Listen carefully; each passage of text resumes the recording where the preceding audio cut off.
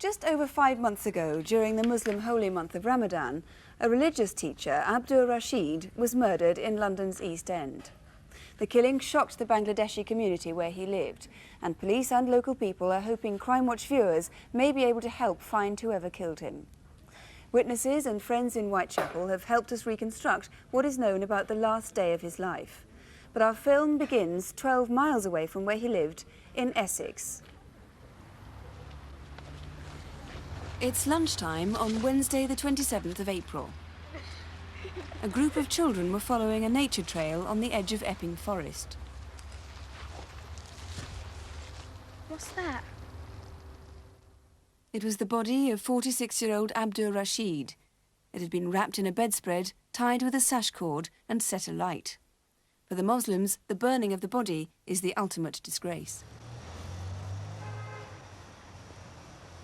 Abdur lived in the Whitechapel district of London's East End. It contains a tightly knit Bangladeshi community which is centred around the East London Mosque. Some parts of Whitechapel are being redeveloped, and sash cord used to tie the body may have been taken from a local building site. Abdur had been killed by a sharp instrument. Evidence suggests that a traditional kitchen knife, such as this dar, might have been the murder weapon.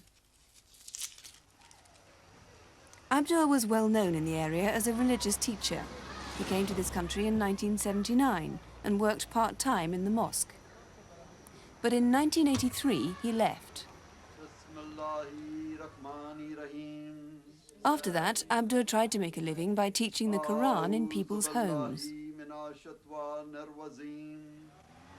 Police know that he had several arguments over debts. He was also selling saris and trinkets to women throughout the Tower Hamlets area, sometimes when their husbands weren't at home. Police say this may have caused some resentment.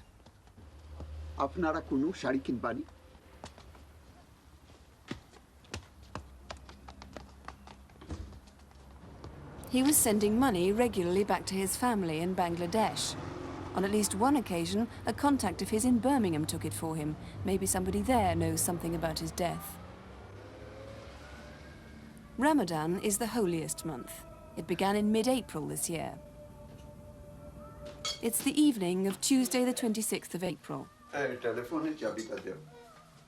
At about 9 p.m, Abdur asked the family he lived with if he could make a phone call.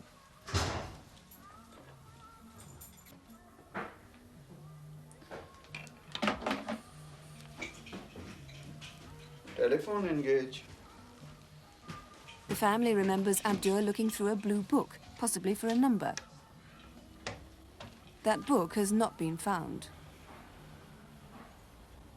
When he finally got through, the end of his conversation was overheard. Acha bhai, ami ashtesi. Abdur left the house at about 9:30. At 10 o'clock, he usually attended the mosque for prayers. But strangely, no one seems to have seen him there that night.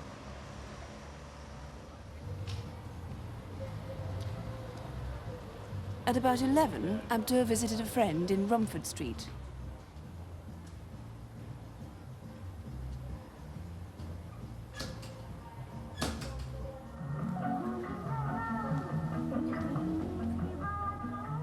He seemed nervous.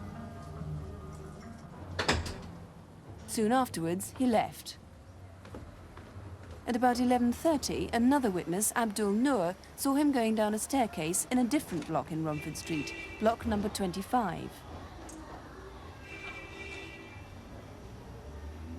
At about the same time, round the corner in Fordham Street, he was seen outside the Sylhet Cash and Carry. No, kuch na.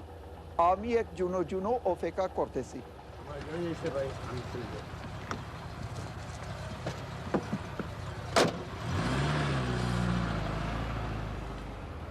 Who was he waiting for that night, and why? Some time later, Abdur Rashid was murdered. His killers may have bought some petrol in a can, but where? His body was driven north up the A11. They probably took the Epping New Road towards the M25. In the early hours of the morning, someone may have noticed a car approaching the Robin Hood roundabout. It would have turned left towards High Beach, which is a popular area for courting couples. It would have pulled in a few hundred yards along Fairmead Road.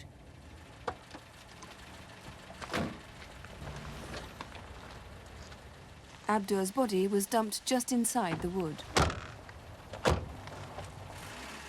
The flames must have been visible to any passing car. Well, Detective Superintendent Jeff Parrott is leading the inquiry into Abdur's death. Can you tell me a little bit more about what sort of man Abdur was? Yes, upon his arrival in the country, Abdur took employment at the East London Mosque. And whilst that employment was terminated in 1983, he was still known in the community as the Holy Man. As such, he was very, very respected. And throughout this inquiry, everyone has referred to him as a good man. And with that in mind, it's a complete mystery as why anyone should wish to kill him. What you really need most to know now is where Abdur went and what happened to him after that last sighting outside the Cash and Carry. Yes, he obviously met someone outside the Cash and Carry, and from that point onwards, until his body was subsequently discovered, we have no sightings whatsoever. What about the car park at High Beach, near where his body was found? Yes, that is used every evening by courting couples, in particular, often into the early hours of the morning. It may well be, and it's distinctly possible, that couples were still parked there at the time Abdur's body was dumped and set fire to. It may well give rise to some embarrassment to people there, but I would urge them to come forward and give us what information they have. And I can only seek to emphasise that we will treat their information in the strictest confidence. Right, you guarantee that. And you're quite sure that if somebody was there, they could well have seen something? I'm sure they would. This burst of flame would be so obvious. Now, you haven't yet found the blue book that he looked that telephone number up in that night. Where do you think that might be? We haven't found that book. There's little doubt that that book contains the telephone number of the killer of Abdur Rashid. So that's a vital clue. It is a vital clue indeed, yes. And the other clue is that the body was wrapped up in a bedspread, and we've had an artist draw up a detail from that. Where do you think that might come from? We haven't traced the origin of that bedspread. It's cream with a green pattern, and little doubt about that, once we trace the origin of that bedspread, it will take us directly back to the killers of Abdur Rashid again. So please do ring us if you recognise that bedspread. Now, thank you very much, Mr. Parrott, for the moment. Abdur Rashid's friends and associates are anxious, of course, to do everything they can to find his killers. And Abdur's 14-year-old son, Haruna Rashid, and one of the elders from the East London Mosque would like to make their own appeal in Bangladeshi. আপনারা সবে জানেন যে মৌলানা আব্দুর রশিদ সাহেবরে মারা হইছে রোজার এখন পর্যন্ত পুলিশে কোনো কিছু বাইর করতে পারে নাই আমার বাবার হত্যা সম্পর্কে কেউ কোনো যদি তথ্য পাইয়া থাকেন তাহলে আপনারা দয়া প্রকাশে পুলিশকে অবগত করুন এটা আমরা কমিটি থেকে সবে অনুরোধ করা যায় যে আপনারা আগুয়াই আর এই পুলিশরা হৌকা এতে কোনো ড্রাইভার বা বয়ের কোনো কারণ নাই Well, if you can help, please ring us. Here in the studio, waiting to take your call, as well as the detective here, we have a Bangladeshi speaker and a local community officer. The number, as always, to ring is 01811 8055.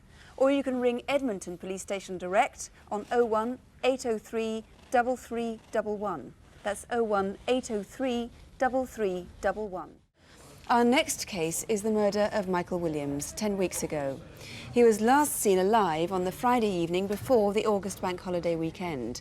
His body was found early next morning in Highgate Wood in North London, close to where he lived. But police need to know where he went and what happened to him during the course of that night.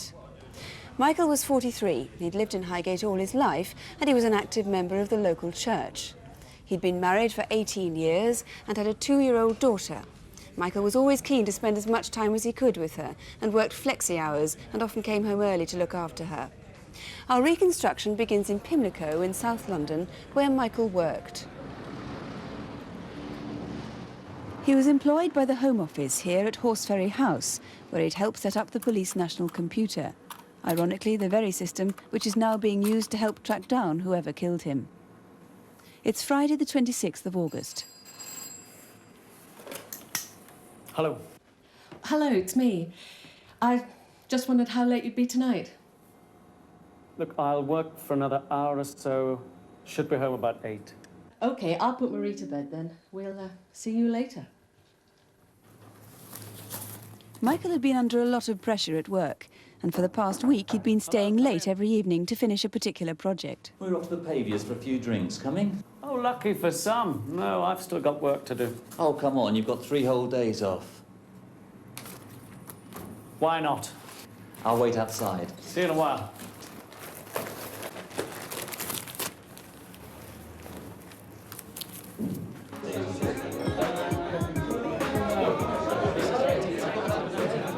So instead of going straight home that night, he came here to the Paviers Arms in Pimlico. Let's do a bit of music. Do a bit in the garden. Yeah. Would you like another drink? It? No, thanks. No, sure? Not for me either, thanks. Oh, God, is that the time? No, I said I'd be home at 8-ish. Yeah, it's about time it's going. So you're going on the tube? Yep. Yeah, I'll come with you. Come in.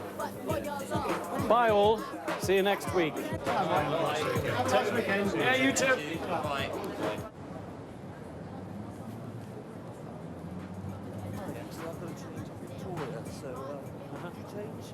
Yes, I did, but it's late. No problem.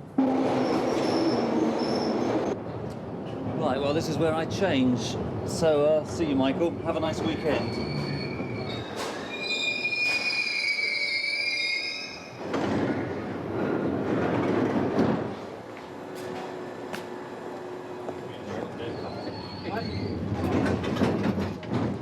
That was the last time anyone he knew saw him alive. From now, we can only speculate about where Michael went next. If he'd taken his usual journey home, he'd have continued on the Victoria line as far as Warren Street or Euston, where he would have changed onto the Northern line. By then, it would have been about midnight. From here, he'd get on the Northern line to Highgate. But it's by no means certain that he did take his usual route home that night. Perhaps he met someone along the way. Police need to talk to anyone who may have seen him. If he did come to Highgate Station, his walk home would have taken him past Highgate Wood.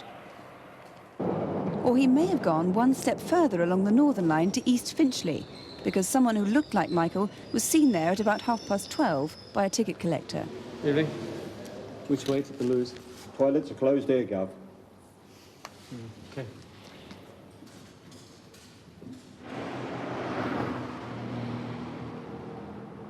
If that was Michael, where did he go next? Was he planning to walk home from here?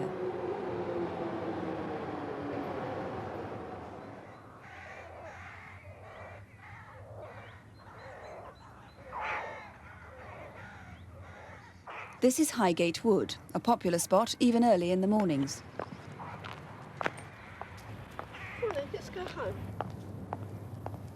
It's the next day, Saturday morning. At about 8:20, a woman walking her dog saw something lying by the path leading to the wood. It was Michael Williams' body. He'd been killed by a single blow to the throat. Yankee Romeo from 559. Can you call the CID? I found a dead body in the alleyway off of Lanchester Road, N6. Police need to know whether he was killed there or whether his body was left there later. Several people who'd used the path even earlier that morning didn't see the body, so it's vital that more witnesses come forward to help work out what did happen.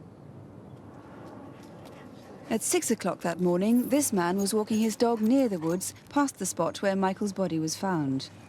He saw nothing there, but then just round the corner, something odd happened. My dog's usually quiet, and she saw this man standing over there, run at him and barked at him hysterically.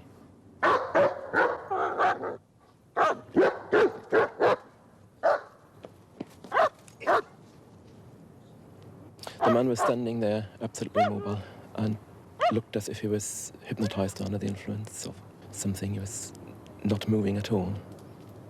It was absolutely unreal how the man stood there and did not react to my dog, who was attacking him and barking at him.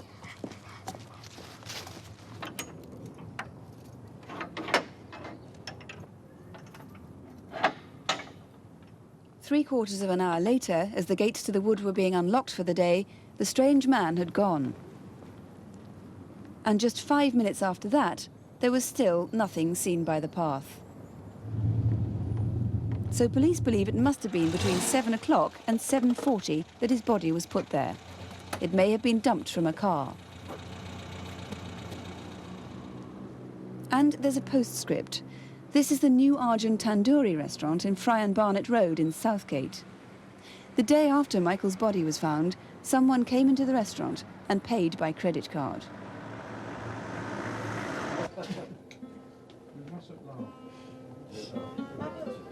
Your bill, sir.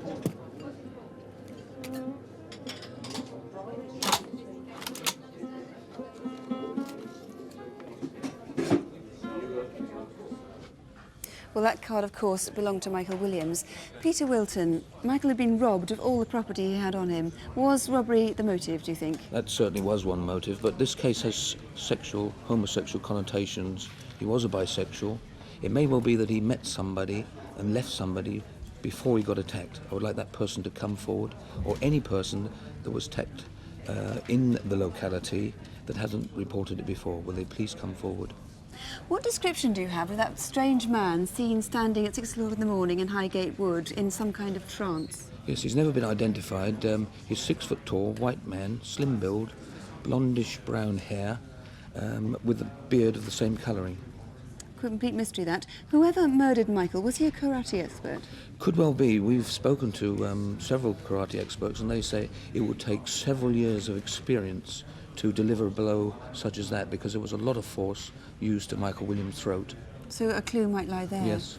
Now you need to trace whoever used Michael's access card at the New Arjun Tandoori restaurant, if only to eliminate him from your inquiries. Yes, I would like them to come forward, because they may well not have been the person that attacked Michael Williams. They may have got the card by buying it, finding it, so I would like them to come forward. It may well be that other people were there whilst they used it as well, so they might know something about it. That will obviously save you hundreds of man-hours of work. Certainly. Do you promise him discretion if you come forward? Yes, most certainly. Yes, we're confidential. Right. Now the main hope must be to trace some of Michael's property, all in a black and white carrier bag with ID on it. That's right. If we just run through the property very quickly, there was a radio pager called a Voda page. Yes. That may have been discarded somewhere, so that could be an important clue if anybody finds that.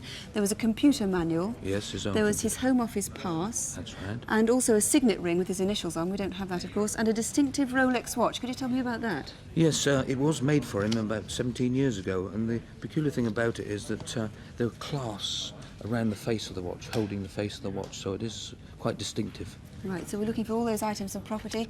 If you were in Highgate Woods early that Saturday morning, please call us, even if you don't actually think you saw anything of interest.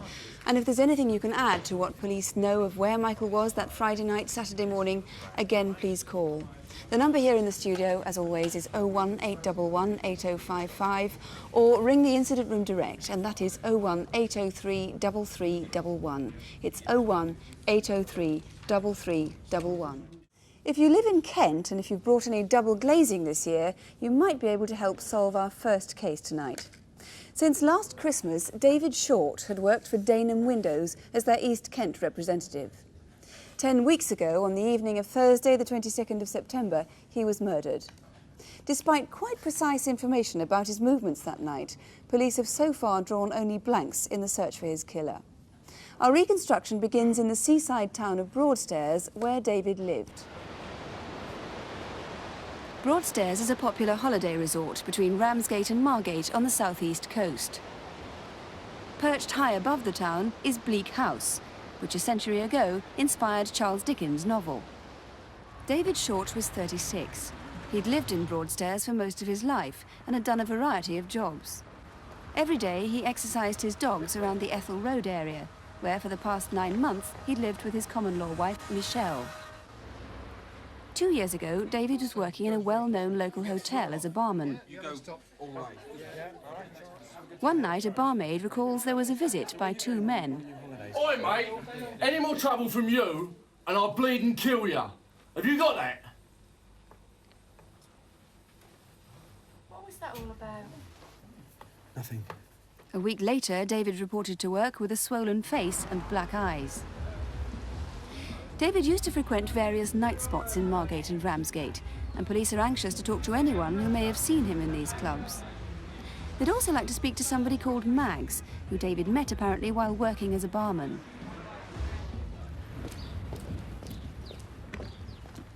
In January of this year, David left bartending and started selling double glazing, a job he'd done in the past. Good afternoon. I called the other day, Danham Windows. Oh, Mr. Short. Yes, we're expecting. Would you like to come in? Thanks very much. How are the kids? They're fine, thank you. Go through. Thank you. Well, why don't I show you a couple of our brochures? This includes our latest top-of-the-range bestseller, which features an aluminium frame with a hardwood surround. Over the years, David had worked for several companies. Perhaps he sold double glazing to you. I'll just look at the frame, because that's coming out. Oh, no problem there. And measure up. Get you a quote in no time. Business was going very well for David, and he bought a distinctive white Rover car. But if you saw the car recently, you almost certainly noticed the damage to the paintwork. About a month before his death, someone had vandalised his car with paint stripper while it was parked outside his home. Someone obviously had a grudge against him and knew exactly where he lived.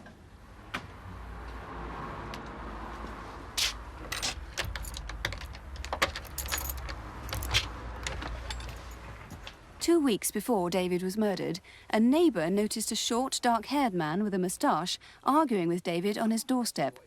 She thought perhaps it had something to do with his business. On Thursday, the 22nd of September, the day David died, he returned home from an afternoon appointment to cook the evening meal.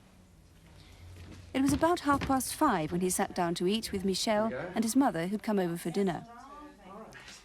They had a discussion about the new house David and Michelle were hoping to buy together. How do you think you're going to like living in Dickens Road then? Until we've signed on that dotted line, I'm not taking anything for granted. Don't worry. I went to the estate agents today. They've taken the sign down. Yeah, they have. Oh, well, that's something. Yeah. We'll be in by Christmas. I'm sure we will be in by Christmas. I hope so. Across the road, a neighbour saw Michelle and David's mother leaving the house on their way to play bingo in Ramsgate. That was about 7 o'clock. 10 minutes later, she saw David leaving, smartly dressed and carrying a briefcase. His diary shows an appointment in Deal, and the witness remembers he sat in the car for a few minutes before driving off. 4 and 3, 43. 1 and 2, number 12. All the sixes, 66.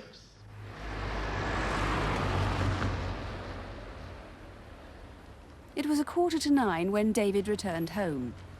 There was a yellow Vauxhall Chevette parked across the road. It had broken down and the owner had gone off for help. At 9:15, just around the corner from David's home, a witness on St. Peter's Park Road saw a motorcyclist preparing to ride off. Police would like him to come forward.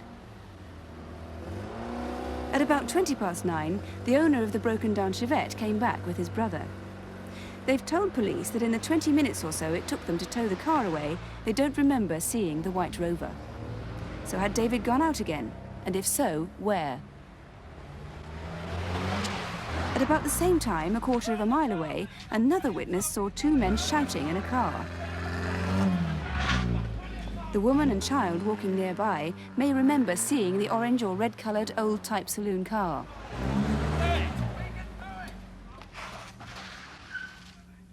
It stopped just around the corner, outside the Albion public house. At 9:45, David's mother and Michelle left the bingo hall in Ramsgate. In the 15 minutes it took them to get home, David was murdered. His body was lying on the pathway by 2 broken milk bottles. At about the same time, a man was seen running down this nearby alleyway. When the police and ambulance arrived, it was discovered that David had been sprayed in the face with CS gas and hit on the head twice with a heavy object.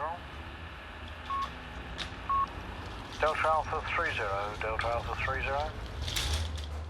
Well, in charge of this case is Detective Chief Inspector David Birchall. Mr. Birchall, what sort of man was David Short? Well, to be frank, he wasn't very popular. He was a person who had had many threats made to him, Two people, some 2 years prior to him being murdered, threatened him in the Castle Keep Hotel where he worked, and shortly after that he was beaten up. A month before he died, someone poured paint stripper over his car, causing considerable damage, and we still don't know who did that. And the person who called on him 10 days beforehand, who was on his doorstep, who we still haven't traced, was arguing with him. We are interested in the two people at the Castle Keep and that man. So it sounds as though there could be many possible motives for his death. There are. We've investigated many things, but we're still not clear about what the actual motive is. His social life seems to have been reasonably colourful. Yes, indeed it was. He was a person who enjoyed himself and went around the nightclubs in Margate and Ramsgate. And you wanted to find this person called Mags. Any clues on that? We haven't. We know that he was friendly with a person called Mags. We've put appeals out locally, but we've had no response. Anyone by the name of Mags who was associated with David Short, we'd like to hear from. Now, as I said in the film, CS gas was sprayed in David's face. Where could that have come from? Because it's illegal to sell it in this country. It is indeed. There are two canisters here. They are obtainable in France, and we'd like to hear from anyone who knows of anyone who had possession of CS gas in that type of canister, particularly people from Kent. We'd also like to hear from a man, an anonymous caller, who called the incident room shortly after the murder. He told us that CS gas had been obtained in Dover to do a job in Margate. That man promised to come back to us. He hasn't, and we'd like to hear from him. Right, please do call us. And finally, could you recap then on the several people who were seen near David's house on the night that he died? Yes, as the appeal shows, we're looking particularly for three lots of people. There was a man on a motorcycle at 9:15 seen near to his house. We know that there were two men in a car who were arguing about a quarter of a mile away from his house, and a man was seen running away from the scene of the crime round about the time the ambulance arrived. He was in St Peter's Park Road, Broadstairs. So these people need to come forward, if only to be eliminated from your inquiries. Yes, and we can assure we'll treat them with discretion if in fact they do come forward. Right, they can save police a lot of time, wasted time, if you can come forward and be eliminated from the inquiries, and maybe you saw something significant. Just to remind you, it was Thursday, September the 22nd. If you can help Mr. Birchall and any of his team with any information at all, do please ring us. The number here to the studio is 01811 8055, or you can ring the incident room direct, and that number is 0843 225566. That's 0843, the code for Margate, 225566. Well, now we go to Liverpool. Detectives have asked us to help them find a killer who appears to be deranged. In fact, some newspapers have likened it to a Jack the Ripper crime. The facts are that someone, or conceivably several people, killed a prostitute and then mutilated her body. The victim, Linda Donaldson, was found 18 miles away at Winnick Lane near Lee. Helen Phelps takes up the story.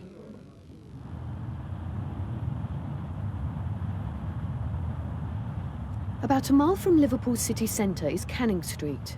It's a small part of the Toxteth area, and it's the city's main red light district. Every night, about 20 women are out looking for clients who circulate the area in cars. Many of the women here are on the streets for one reason: heroin.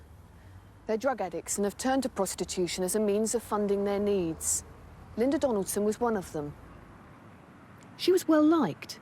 A number of the other women and one of her regular clients have spoken to us about her. Her mother was only 15 when she had Linda. Her father was from another country, and Linda never saw him. Linda was brought up by her grandmother. What was she like? Very friendly, a great personality. I found her quite a lovable person, and loving in return. I was her client at first, obviously, but I really do miss her. I liked her. Everyone liked her. All the girls got on with her. If there ever was a punter that was really bad or evil, you know, or he wanted something that kinky, she'd tell you, she'd let you know about him. She just cared. She cared. She was that sort of person. Linda was careful in a number of ways. She regularly visited this clinic, which was set up to prevent the spread of AIDS by distributing free needles and condoms. And she took clients home by a back alley, back Canning Street, so as not to offend neighbours.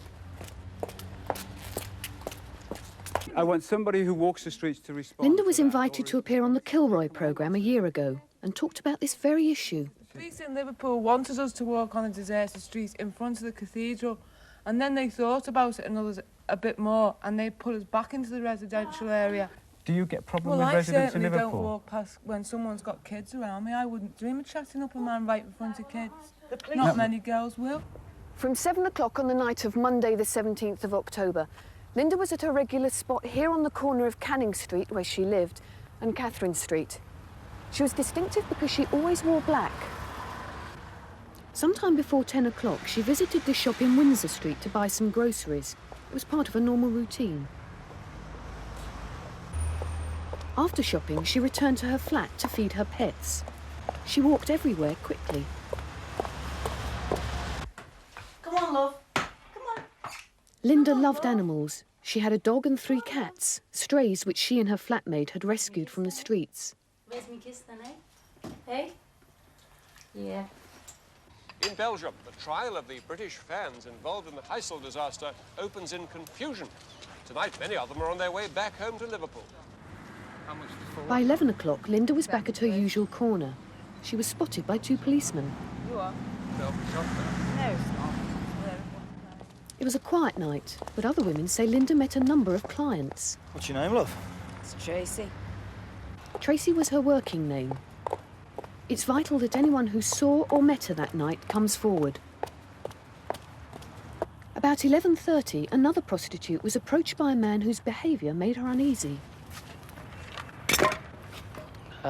You doing business? Yeah? Do you know anywhere dark?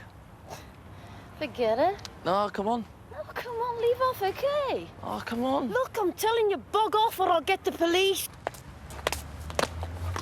She was worried by the clanking in the bag, and so far police have been unable to trace him. She's compiled this video fit of him. He's described as 5'11" tall, in his late 20s, and was wearing a white polo neck sweater. About 2 hours later, the same prostitute met Linda. Hiya, Linda, how's it going? It's a bit quiet. Yeah, it is. I've just had one of those weirdos tonight. You're joking. Told him to get on his bike. I'm going to call it a day now, OK? Right. See you around. Yeah, Take care. Bye. Taxi.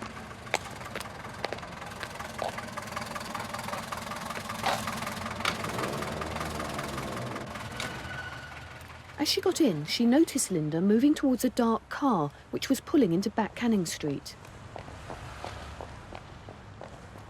Who was in the car? No one else saw her alive after this.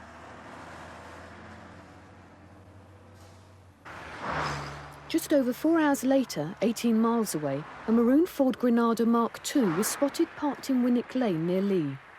People in the car may have seen something, and police urgently need to speak to them. Then at lunchtime, this elderly couple pulled off the M6 at junction 22. Winnick Lane links the motorway with the A580 East Lancashire Road. They pulled in at the same place where the maroon car had been seen earlier. We were coming from home and we were travelling up to our daughter's in the Pennines. And usually about here I get stiff. I want to usually get out and stretch my legs. And I said to Dorothy, is that a body down there?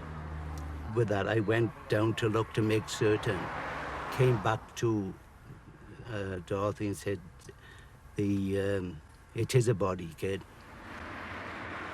The body was naked. Linda had been stabbed to death and mutilated. Mr. Leaf stayed there while his wife went to fetch the police. Detective Chief Superintendent Ken Clark is in charge of the case. We haven't been able to find a motive for the killing. It appears she was simply picked up, murdered, the body mutilated, and then dumped in this field where you see the men searching. So where was she killed? This, again, is a puzzle we haven't been able to satisfy ourselves about. It's quite obviously that the murder had plenty of room in order to carry out the killing and the mutilation. So there's somewhere between Liverpool and Winnick Lane that he has carried out the murder in plenty of light and taken his time over it.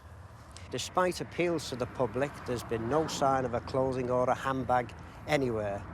And this is something that we want to find out. If anybody saw anybody acting suspiciously, such as dumping clothing or burning clothing, would they please come forward? And I appeal to anyone of the public who may have anything whatsoever, no matter how small or insignificant, it may be the vital clue that we require.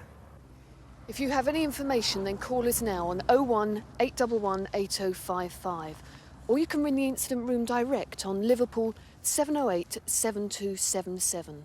That's 051, the code for Liverpool, 708 7277. For our first reconstruction tonight, we go to Folkestone on the coast of Kent, but it's a case that could involve witnesses from anywhere in Britain, since Folkestone is a busy gateway to the continent and it's the entrance on the English side to the Channel Tunnel. Were you in Folkestone on Guy Fawkes night? If so, you might help solve the murder of a local cab driver. From the Channel Ferry Terminal, it's 5 miles up the coast to Hythe. On Saturday the 5th of November, as darkness fell and bonfires were lit, the pubs were unusually busy. The Fountain at the bottom of Horn Street was no exception.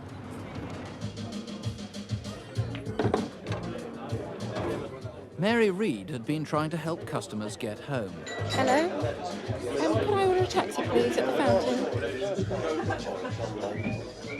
Half an hour's wait? Oh, I'm sorry. No, we'll have to try another company.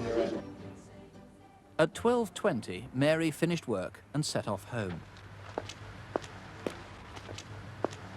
There was this taxi sitting in the lay-by, and I thought, oh, we've been trying all evening, and there's one sitting there. But this one was empty, and it wasn't till next day that anyone discovered why. When Derek Brann's taxi was found at this location, the back seat was covered in blood. There is no doubt, because of the amount of blood in the back seat of that taxi, that Mr. Brann is dead. This is now a murder inquiry. Our first priority now is to find the body. Because of the meter fare on the taxi, the car has travelled something like 31.5 miles. The front wheels are covered in mud, so at the moment we are searching the Romney Marsh area. We have covered about a half of the area, but we are continuing our search there. Nearly 2 weeks later, a man's body was found dumped beside the London-bound carriageway of the M20. Derek Brann was new to taxi driving. He was 48, married with 3 sons. He put in a great deal of time for the local Lions Club, raising money for charity and doing welfare work.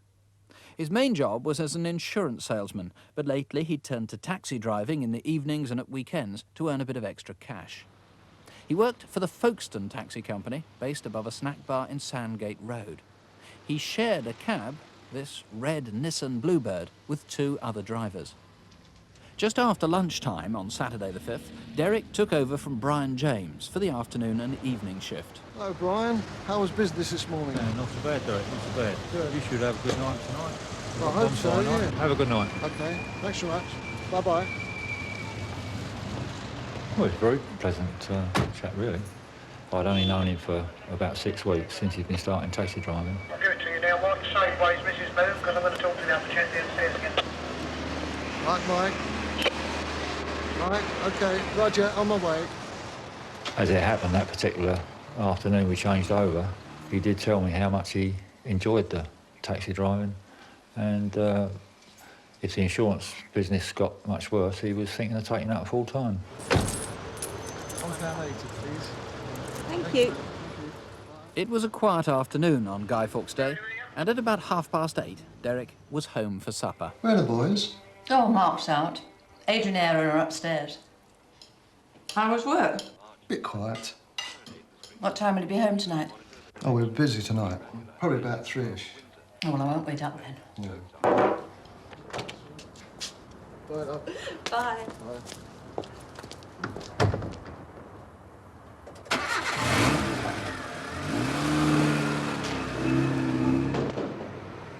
Folkestone Harbour. At 10 o'clock, outside the Burston Hotel, another taxi driver clearly remembers seeing Derek waiting in the rank. Spur Lane, Mike. Anybody else clearing out Sheraton, Mark, Charlie and Elva? 20 minutes later, Derek might have been seen again by the security guard on duty in Middleburg Square. He saw 2 men get into what he thinks was Derek's taxi. Evening. Where to then, Gov? Police know of no one who saw Derek after this. We can only theorise about what happened, but it is possible that Derek took a fare to somewhere in the Folkestone area. When he's asked for the fare, he's been stabbed, and they've decided, in blind panic, that they must take him to a hospital. The only casualty hospital is in the Ashford area, and they've driven him up the motorway, the M20. It has become apparent to them that he was already dead, and we know that the taxi stopped where the body was dumped. I don't think that Derek himself drove this cab out of the area, because it was standard procedure for him to call into his control to say when he was leaving the Folkestone area. So I think we can safely bet that the offender has driven the taxi. They know the taxi stopped where the body was dumped because it was noticed by a couple driving past. What's it on his old bill?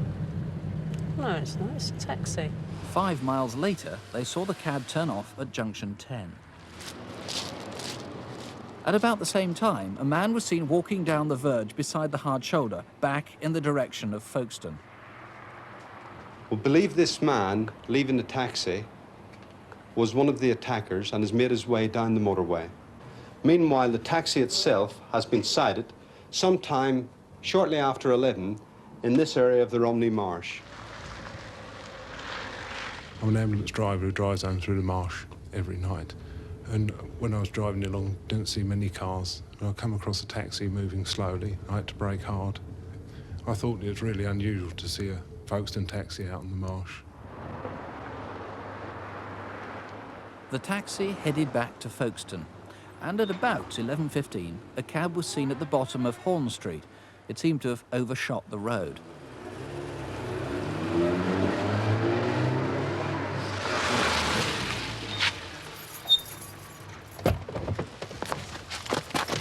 Christopher Lane, one at the JIB for Mr. Perrott. Just a couple of minutes again. Hello. 2. Joe Finney, Derek Brann had been stabbed 34 times, I gather. That's correct. There can be absolutely no doubt that his assailant was covered in blood. And we would like to appeal to anyone who has had a relative, a friend, anyone they know on bonfire night come home with blood on their clothing.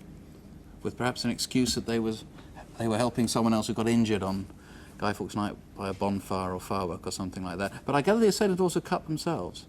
The forensic scientists have told us that there are 2 types of blood in that taxi. So undoubtedly this person has cut himself. OK, now the man we saw walking back towards Folkestone on the verge of the M20, you feel pretty confident that he was involved in this crime? Logic would dictate that he was involved in this offence.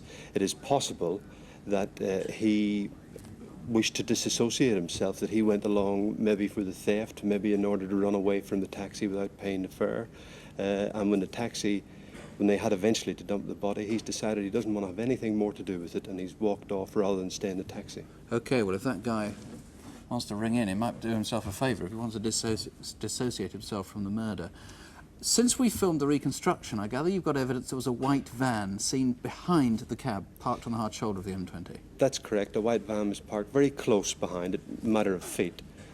Where the taxi had its indicator lights all flashing, all 4, and this van was directly behind it. Now, it could have been involved in a sort of conspiracy to get rid of the body. It could have just been a passerby who stopped seeing what he thought was a car in trouble with its warning hazard lights on, presumably. So again, he wants to come Obviously, forward, we would like him to come forward, about please. 11 o'clock, November the 5th, 10, 11 o'clock sometime in the evening. About 10:30.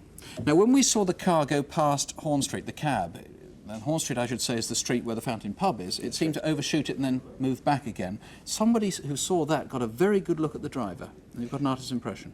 That is correct. In fact, it was a witness who saw the taxi entering the area as he left it. We have got a good artist's impression. The witness himself is pleased with this impression, and we would ask for anyone who knows a person who looks like this to contact us. OK, a lot of clues there. This was a murder, it seems, for the theft of 50 or 60 quid. If you have any information you think might help, here's the number 01811 8055, or Folkestone Police Station. You can call that on 0303 850055. That's 0303 for Folkestone, 850055.